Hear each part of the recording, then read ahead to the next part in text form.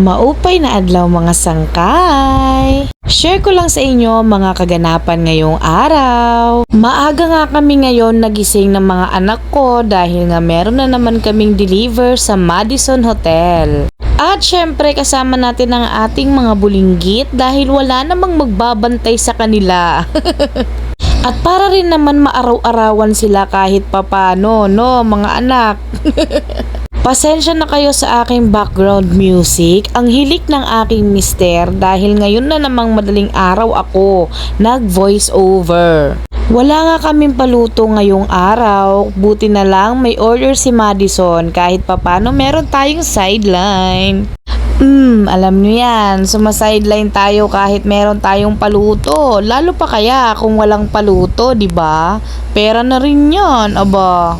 Kung po pwede nga lang na araw-araw palagi tayong may kita, bakit hindi? Talagang malalakas pa ang aming mga buto-buto para magtrabaho. Ang motto nga namin ng asawa ko, bawal lang tamad-tamad, mga sangkay, dahil ang mga bills hindi tinatamad.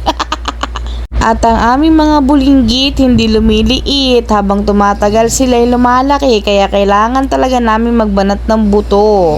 Kaya payo ko sa mga gustong magkaanak dyan, aba-aba, mag-isip-isip kayo kung talaga bang consistent ang pagsisipag sa buhay.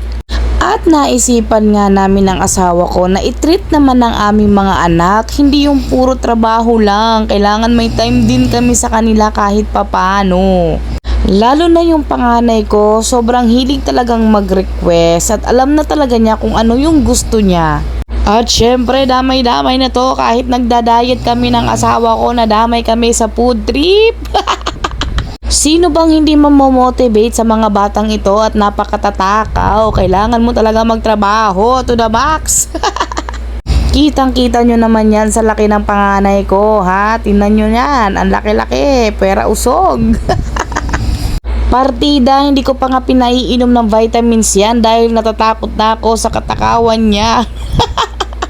Yung vitamins na pampagana mga sangkay, kasi kita nyo naman hindi niya na kailangan. At dumating na nga ang aking mga wallpaper na kay gaganda. At salamat kay Ruigi dahil napakasipag niyang magkabit ng wallpaper.